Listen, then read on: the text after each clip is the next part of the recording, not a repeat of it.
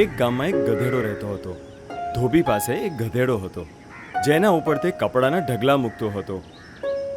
કોઈ વાર તે ગધેડા પર એટલું બધું વજન મૂકતો કે ગધેડાથી ચલાતું પણ નહીં હતું. ધોબી પોતાના ગધેડાને ખૂબ જ નિર્દયતાથી રાખતો હતો. એ એને પેટ ભરીને ખાવાનું પણ નહીં આપતો હતો. ઓછી ખોરાકને કારણે ગધેડો કમજોર થઈ ગયો હતો. એક દિવસ ગધેડાને લઈને ધોબી નદી કિનારે ગયો. કપડોના ઢગલા ઉતારીને ધોબીએ ગધેડાને એક ઝાડ સાથે બાંધી દીધો અને પોતે કપડાં ધોવા લાગ્યો. એ જ વખતે ત્યાં એક શિયાળ આવ્યું. અરે ગધેડા ભાઈ, તમે તો એકદમ દુખી અને કમજોર દેખાવ છો ને. શું તમારો માલિક તમને ખોરાક નથી આપતો? ગધેડાએ શિયાળ તરફ જોઈને કહ્યું, મારો માલિક ખૂબ જ ક્રૂર અને નિર્દય છે. મને બહુ જ મારે છે અને ખાવાનું પણ અડધો પેટ આપે છે. આ કહીને ગધેડો રડવા લાગ્યો. શિયાળને તેના પર દયા આવી ગઈ. એણે કહ્યું, અરે ગધેડા ભાઈ, તમે રડો નહીં. મારાથી તમારું દુઃખ નથી જોવાતું. હું તો મારા માલિકથી કંટાળી ગયો છું. તમે તો ગુલામ છો. જ્યાં તમારો માલિક લઈ જાય તમે ત્યાં જતા રહો છો. મને જુઓ, હું કેટલો ખુશ રહું છું. આઝાદીથી ફરું છું. જ્યાં જવાનું મન કરે ત્યાં જતો રહું છું. હા શિયાળ, તું સાચું કહી રહ્યો છે. તમે મારી વાત માનો. પોતાના માલિકને છોડીને મારી સાથે ચાલો. લીલા લીલા શાકભાજી અને ગાજર ખાવા મળશે. લીલા શાકભાજી અને ગાજરની વાત સાંભળીને ગધેડાના મોઢામાં પાણી આવી ગયું. પણ એ પાછો ઉદાસ થઈ ગયો અને કહ્યું, શિયાળ, મારા માલિકે ગળામાં દોરડું મૂકી દીધો છે.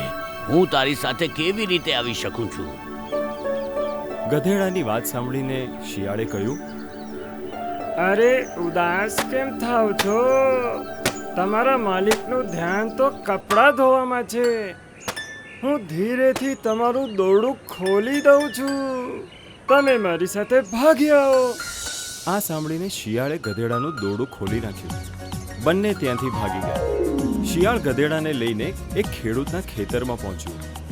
જુઓ ગધેડા ભાઈ, આ ખેતરમાં લીલા લીલા શાકભાજી છે. અરે ગાજર પણ છે. ગાજર તો મને બહુ ભાવે.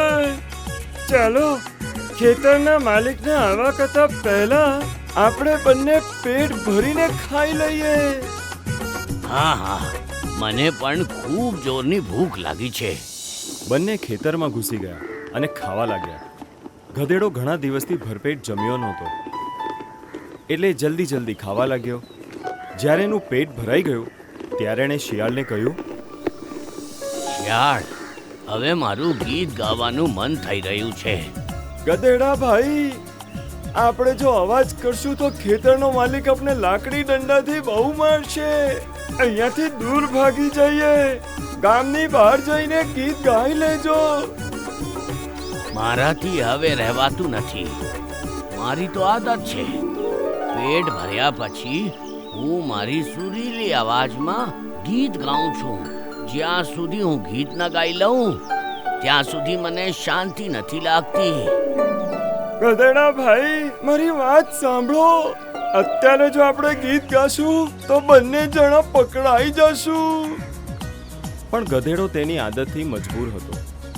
એણે શિયાળની વાત ન માની અને કહ્યું, હું તો ગીત જરૂર ગાઈશ. જે હું ગીત ના ગાઈશ તો મારો ખોરાક પચાવી પાડશે નહીં. ભાઈ, ગીત ગાવું હોય તો ગાઓ, પણ થોડીક વાર માટે અટકી જાઓ. ના, હવે હું નથી થોભવાનો. ગધેડો જોરથી ઢેંચું કરવા લાગ્યો.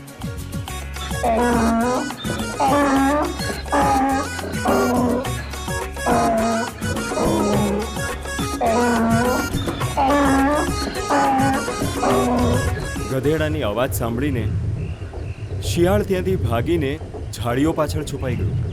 ગધેડાનો અવાજ ખેતરના માલિકે સાંભળી લીધો. તે હાથમાં લાકડી લઈને ખેતર તરફ દોડતો આવ્યો અને ગધેડાને જોઈને બોલ્યો, અરે ગધેડા, તું દરરોજ આવીને મારી શાકભાજી ખાઈ જાય છે. આજે તને તારા કરીનો મજો ચખાવીશ.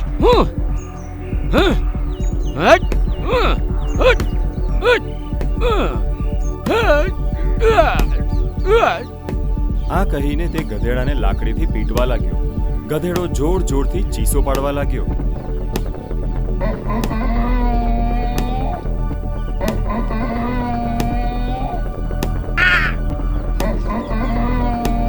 ખેતરના માલિકે મારીને ગધેડાની હાલત ખરાબ કરી નાખી અને ગળામાં દોરડું બાંધીને ઘસડીને પોતાના ઘરે લઈ જઈને ખેટીથી બાંધી દીધો. આવી રીતના ગધેડો પાછો ગુલામ થઈ ગયો. શિક્ષા: ખરાબ આદતોથી હંમેશા બચવું જોઈએ. અમારા યુટ્યુબ ચેનલને હમણાં જ સબસ્ક્રાઇબ કરો. નવા વિડીયો જોવા માટે બેલ આઇકોન જરૂર દબાવો. તમે અમારા વિડીયોઝ પર પોતાના કમેન્ટ જરૂર આપો. વિડીયોને લાઈક કરીને તમારા મિત્રોને શેર જરૂર કરો.